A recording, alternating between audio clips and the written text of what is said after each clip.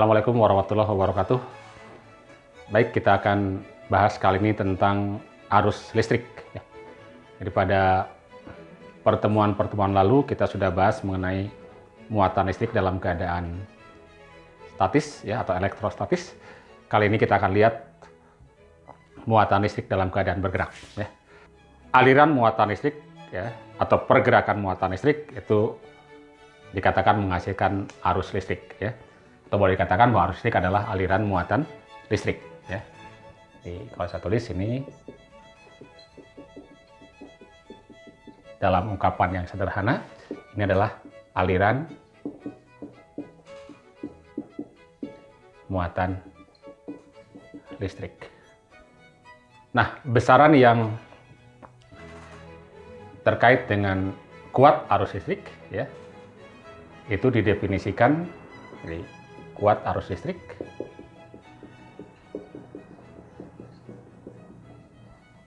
itu didefinisikan sebagai laju muatan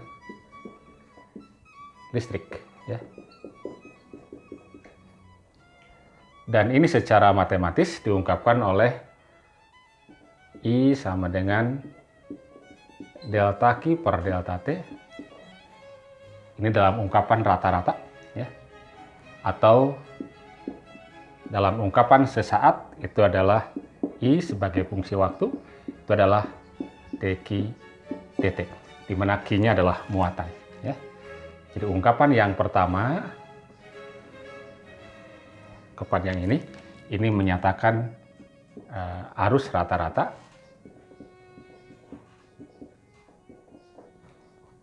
dan yang ini adalah arus sesaat.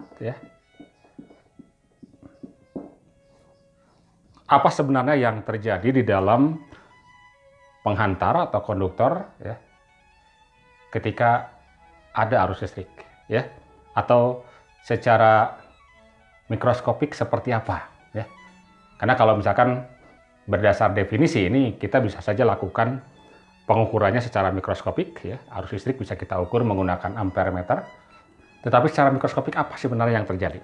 Nah, kalau kita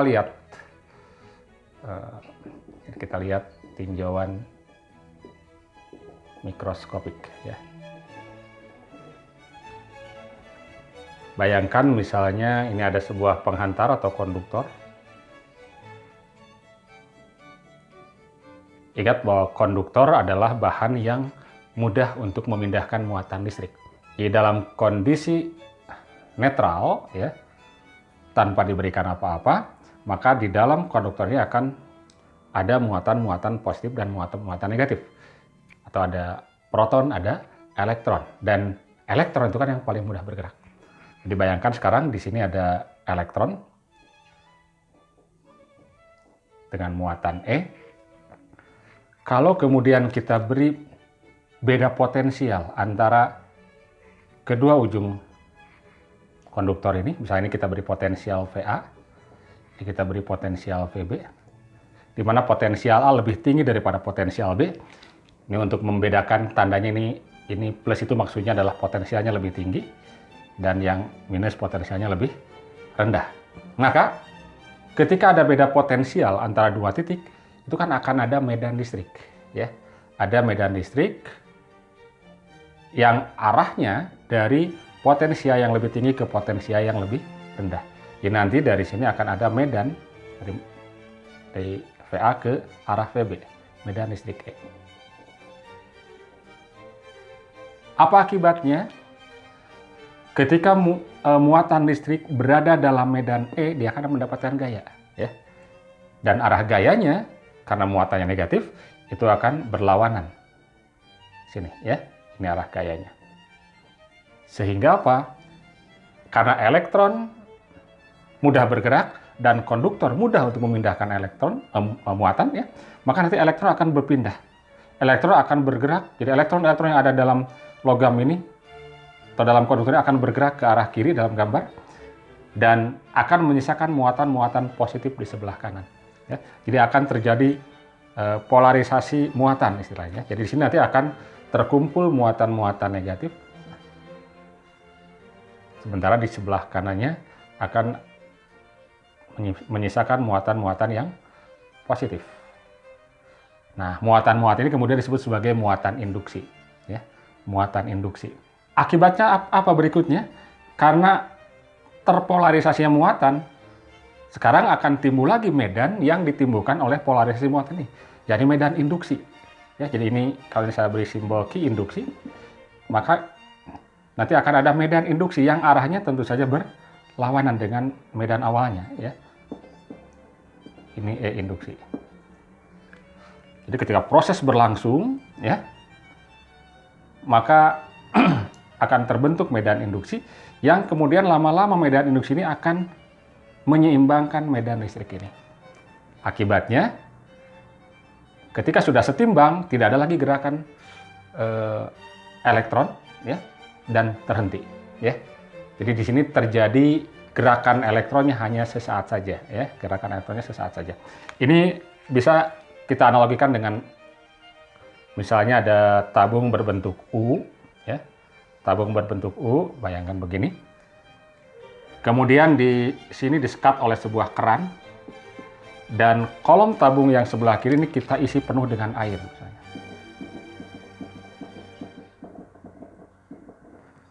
Dan sebelah kanannya kosong. Nah, ketika keran ini kita buka, sehingga ini menjadi terbuka, ya, maka apa yang terjadi? Air ini akan turun, bergeser menuju tempat yang kosong aja, sampai suatu saat dicapai keadaan permukaannya menjadi sama, ya, seimbang. Dan ketika sudah seimbang, maka tidak ada lagi gerakan air ini, ya. Nah, jadi ketika kolom ini masih kosong, ini terisi, maka dikatakan ada beda potensial. Jadi potensial sebelah kiri lebih tinggi daripada sebelah kanan. Namun dalam hal ini adalah potensial gravitasi. Demikian pula di sini sama, ya. Jadi ketika awalnya ada beda potensial antara titik A dan titik B, maka medan yang ditimbulkan akan menyebabkan tadi muatan elektron bergerak ke arah kiri, meninggalkan muatan-muatan positif di sebelah kanan, sehingga terbentuk muatan induksi, dan akibatnya tadi akan ada medan induksi yang melawan medan ini. Sedemikian rupa sehingga suatu saat akan dicapai keadaan setimbang. Nah, arus listrik itu kan gerakan muatan listrik, dan dalam hal ini adalah elektron, ya, untuk dalam logam, ya. Arus listrik hanya akan muncul ketika elektron terus bergerak. Ya. Jadi persoalannya adalah sekarang bagaimana supaya elektron ini tidak terhenti di sini, tapi bisa terus bergerak sehingga muncul arus. Ini analoginya serupa juga dengan ini, ya. Jadi kalau misalkan ini nanti sudah terisi sebagian ke sini, pertanyaannya adalah supaya terjadi sirkulasi, artinya air dari sini bisa terus berputar, ya. Maka berarti harus ada yang memindahkan air dari kolom ini ke sini. Ya tentu saja kita bisa gunakan pompa, gitu kan, ya. Ini ada pompa. Dan kemudian kita alirkan ke sini. Sehingga apa? Kalau pompa ini bekerja, jadi ketika ini terjadi pergerakan ke sini, maka nanti si air akan terjadi sirkulasi atau gerakannya akan menerus. Nah, demikian pula di sini, ya. Jadi dapat kita bayangkan berarti kalau begitu kita memerlukan semacam pompa atau sumber energi untuk membuat aliran elektron terjadi terus-menerus. Atau supaya arus listrik itu selalu ada, ya. Nah, dalam hal ini sumber energinya adalah baterai diantaranya, ya. Jadi kalau misalkan saya gambarkan kembali di sini,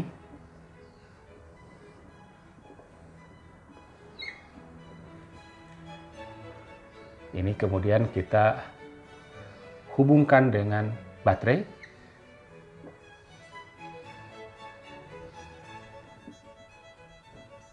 di mana yang panjang menyatakan kutub positif, ini yang pendek kutub negatif. Misalkan baterai, nah ini punya beda tegangan atau GGL sebesar epsilon. Nanti apa tuh GGL nanti kita akan lihat. Nah, jadi ketika elektron tadi terkumpul di sini, karena di sini ada apa? Terhubung dengan baterai, maka nanti elektron akan terus sampai ke sini nih. Jadi tidak akan terhenti di ujung sini, tetapi akan terus. Nah, persoalannya adalah sekarang, kalau kita lihat yang ini, baterainya, ya, baterainya, ini kan kutub positif, kutub negatif. Jadi kalau saya perbesar, kembali seperti itu. Ini plus, ini minus, berarti ada apa? Ada medan dari sini ke sini kan ya. Sehingga kalau elektron, seandainya dia masuk ke sini, dia akan mendapatkan pertentangan gaya. Ke arah mana? Ya jelas ke kiri kan ya? Ada gaya. Akibatnya apa? Jadi akan tertahan juga sebenarnya di sini elektron. Tetapi, atau artinya di sini kita, atau si elektron harus punya energi untuk bisa melewati ini. Artinya perlu usaha dari luar. Ya. Oke, jadi ketika terjadi aliran secara menerus, maka dikatakan ada arus. Dan dalam hal ini, arus listrik, ya, arus listrik didefinisikan sebagai aliran muatan positif, ya. Jadi meski sebenarnya dalam logam yang bergerak ada elektron, maka bisa kita bayangkan seolah-olah yang bergerak adalah apa? Muatan positif. Dan karena itu maka arus listrik arah alirannya itu berlawanan dengan arah aliran elektron. Jadi kalau ini adalah pergerakan elektronnya ke sini, sirkulasinya, maka arusnya didefinisikan ke sini. Kita lihat lebih lanjut ya di sini ya. Jadi kalau kita bicara arus kan sebenarnya ini adalah besaran skalar ya. Tapi kenapa kok seringkali kita gambarkan punya arah. Jadi sebenarnya itu bukan arah arusnya ya, tetapi arah gerakan atau arah kecepatan dari elektronnya, kebalikan dari arah kecepatan elektronnya ya. Nah, sekarang kalau misalkan bayangkan lagi di sini, ini ada elektron ya. Ada elektron ya, ini kan katakan dia punya kecepatan VD misalnya ya. Kan ada beda potensial di sini kan ya. Ini tadi VA, ini katakan VB ya, di mana VA lebih besar daripada VB. Kemudian misalkan panjang ini kita sebut dengan delta X ya. Nah, di dalam logam ini itu kan ada sejumlah muatan listrik ya. Ada sejumlah muatan listrik dan total muatan di sini itu kan selalu kelipatan dari elektron. Ya. Ini nanti kalau misalkan muatan-muatan itu berpindah ketika melewati satu penampang yang luasnya A gitu, maka akan ada sejumlah elektron. Sejumlah elektron, katakan jumlahnya adalah N. Dan kalau muatannya E, muatan elektron adalah E, ya, maka akan ada sejumlah muatan kita sebut dengan delta Q yang besarnya adalah N kali E. Ini adalah muatan yang melewati satu pengantar di mana jumlah elektronnya adalah N. Ya. Kalau kemudian kita definisikan apa yang disebut dengan rapat muatan, ya, yakni muatan tiap satuan volume, kita nyatakan oleh rho rapat muatan.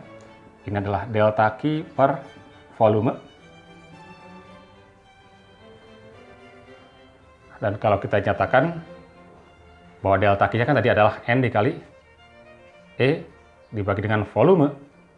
Nah, dalam hal ini kita bisa lihat coba di sini ya. Kalau kita ambil ini luas penampangnya A, ini panjangnya delta X misalkan. Jadi suatu saat si elektron dalam selang waktu delta T sudah menempuh jarak sejauh delta X ya. Maka kan volumenya adalah apa? A dikali apa? Delta X, gitu kan ya. Jadi ini adalah A dikali dengan delta X. Ya, A dikalikan dengan delta X ya. Atau sebentar kita sebut saja dulu volume ya. Dan sekarang kita definisikan bahwa jumlah elektron tiap satuan volume adalah N. Ini konsentrasi elektron disebutnya ya. Jadi N dikali apa? E.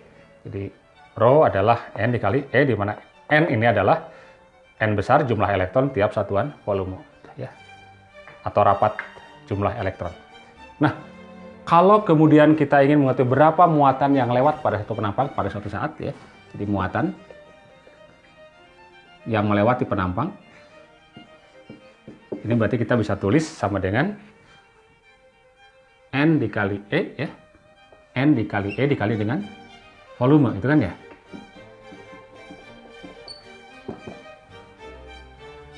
Berarti N dikali E volumenya, nah ini kita ambil tadi A dikali apa?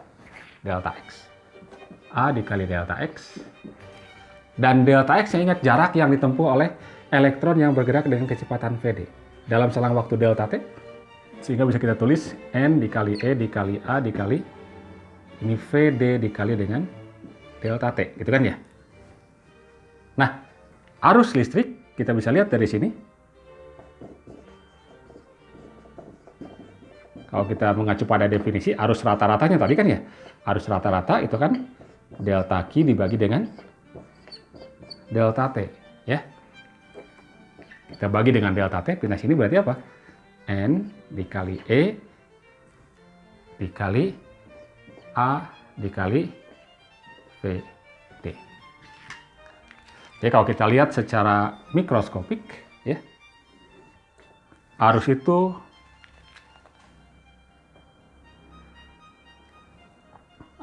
apa? Bergantung kepada konsentrasi elektron atau jumlah elektron tiap satuan volume, muatan elektron, luas penampang konduktornya, dan kecepatan atau laju dari elektronnya. Ini lajunya kemudian disebut sebagai laju drift ya, laju hanyut ya. Kenapa disebut laju drift atau laju hanyut? Karena sebenarnya gerakan elektron di sini itu tidak semata-mata lurus begini saja. Ya, karena mengingat di sini kan ada banyak atom-atom yang akan bertubuhkan dengan banyak atom, jadi sehingga dia akan bergerak acak. Jadi kalau saya gambarkan, mungkin elektron itu bergerakannya akibat perbedaan potensial tadi bisa begini, ya, terjadi benturan segala macam. Tetapi ya secara keseluruhan kita nyatakan bahwa kecepatan di sininya ya, yang kita sebut sebagai kecepatan apa? Drift, ya. Baik, itu tadi tentang arus listrik ya. Jadi definisi arus listrik, kemudian bagaimana tinjauan arus listrik secara apa? Makroskopik ya. Jadi ini terkait dengan apa? Pergerakan elektron. Baik. Nah, arus listrik itu kan tadi bergantung atau muncul karena adanya beda potensial.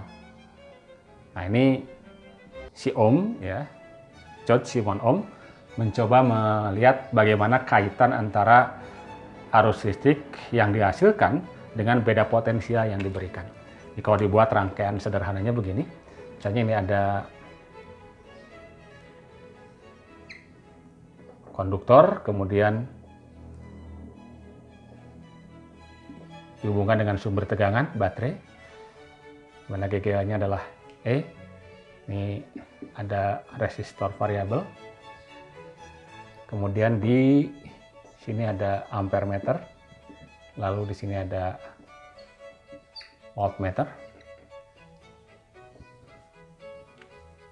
Ampere meter untuk mengukur arus, voltmeter untuk mengukur tegangan di sini ya.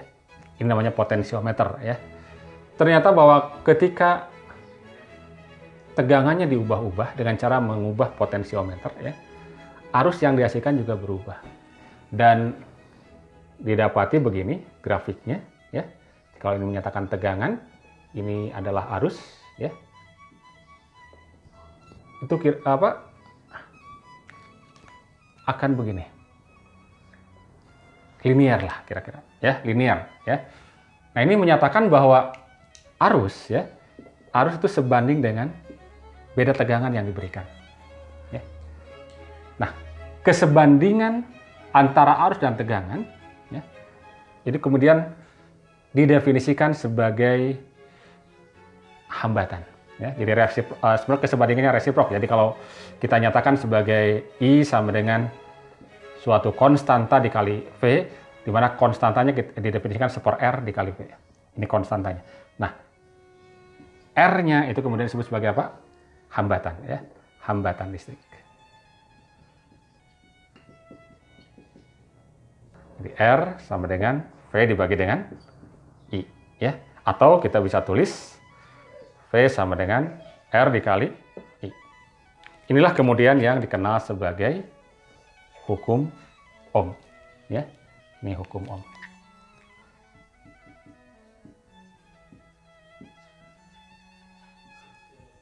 Jadi semakin besar tegangan yang diberikan, maka arus akan semakin besar. Sebaliknya semakin kecil tegangan yang diberikan, arus juga akan semakin kecil. Jadi konstanta kesebandingannya adalah R.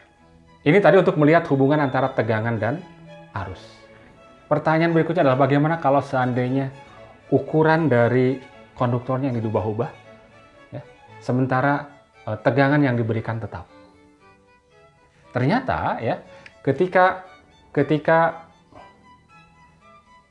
konduktor ini ukurannya diubah-ubah, ya, meskipun tegangan yang diberikannya tetap, arus yang timbul juga berubah. Apa artinya? Berarti kalau arusnya berubah, tegangan tetap, arusnya berubah, berarti R-nya berubah-ubah. Kalau begitu berarti R ini, hambatan dari konduktor, akan bergantung kepada apa? Dimensi dari konduktornya, ya, dimensi dari penghantarnya. Ya. Oke, berikutnya kita akan lihat bagaimana hambatan listrik konduktor, ya.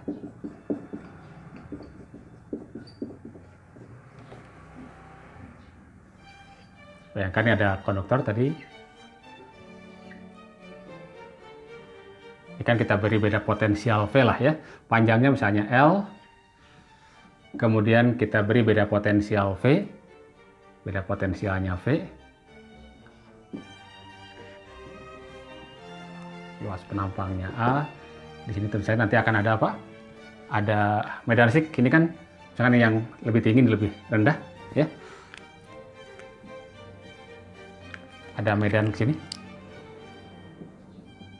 Ya, sehingga elektron tadi akan bergerak ke arah ini kan ya, dengan katakan kecepatannya Vd. Ya.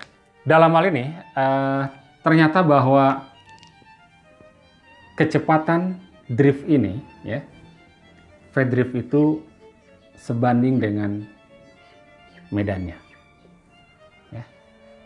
Jadi kelajuan hanyutnya itu sebanding dengan medannya, dan konstanta kesebandingannya kemudian disebut sebagai konduktivitas. Jadi Vd sebanding dengan apa? E. Nah, kemudian kita definisikan apa yang disebut dengan rapat arus, ya. Diberi simbol J. Rapat arus itu adalah arus tiap satuan luas. Tadi sudah didapat secara mikroskopi bahwa arus itu adalah apa? N E dikali A dikali Vd, gitu kan ya? Dibagi dengan A, berarti otomatis J-nya akan sama dengan apa? N E kali Vd. Nah, Vd-nya sendiri itu kan sebanding dengan E, ya. Nah, karena Vd sebanding dengan E, maka otomatis tadi kan Vd sebanding dengan E, maka otomatis C juga akan sebanding dengan E. Dan konstanta kesebandingannya nih yang disebut sebagai konduktivitas, diberi simbol sigma E, ya. Jadi rapat arusnya adalah konduktivitas dikali dengan medan listriknya besarnya, ya. Nah, J ini kan tadi sama aja dengan apa? N E Vd kan ya. Jadi kalau kita teruskan jadi apa? J-nya kita ganti oleh N E Vd sama dengan sigma dikali E kan ya. Nah, E-nya sendiri ada kaitannya dengan beda potensial, ya. Dimana hubungannya kan, ingat, E sama dengan V dibagi dengan L, ya. Potensial sendiri tadi dari hukum si Ohm adalah apa? I dikali R, gitu kan ya. Jadi sigma dikali I dikali R dibagi dengan L. Dan I-nya sendiri, nah, kita kembalikan sini, I-nya sendiri adalah N E A Vd. Jadi kita bisa tulis sigma N E AVD dikali R dibagi dengan L sama dengan NEVD. Ini ruas kiri dan ruas kanan ada NEVD, berarti ini boleh kita bagi. Kita coret saja ini NEVD. Sehingga dapatlah hubungan bahwa R sama dengan L-nya pindah sini kan ya? Berarti L dibagi sigma dikali A. Ini konduktivitas. Nah, kemudian didefinisikan yang disebut dengan resistivitas. Resistivitas Rho itu adalah resiprok atau kebalikan dari konduktivitas. Sehingga kita bisa dapatkan bahwa hambatan konduktor yang luas penampangnya A, panjangnya L, itu bisa kita tulis R sama dengan, jadi sepersigmanya kita ganti dengan Rho kan ya? Rho dikali L dibagi dengan A. Ya. Nah, jadi dari sini kita bisa lihat bahwa hambatan konduktor ya, itu bergantung kepada panjang konduktornya dan luasnya. Juga bergantung pada resistivitasnya atau boleh katakan hambatan jenisnya. Ya. Semakin besar hambatan jenisnya, semakin besar konduktornya. Semakin panjang konduktornya, maka semakin besar hambatannya. Ya. Kemudian luas penampangnya semakin besar, hambatan makin kecil. Ya. Nah, nanti nilai Rho ini sebenarnya untuk setiap bahan ya itu memiliki nilai yang berbeda-beda. Dan berdasarkan Rho-nya nanti ada bahan-bahan yang kita kelompokkan sebagai bahan konduktor, ada semikonduktor, dan ada isolator. Ya. Oke, baik. Saya kira pertemuan kita cukup dulu sampai di sini. Terima kasih. Assalamualaikum warahmatullahi wabarakatuh.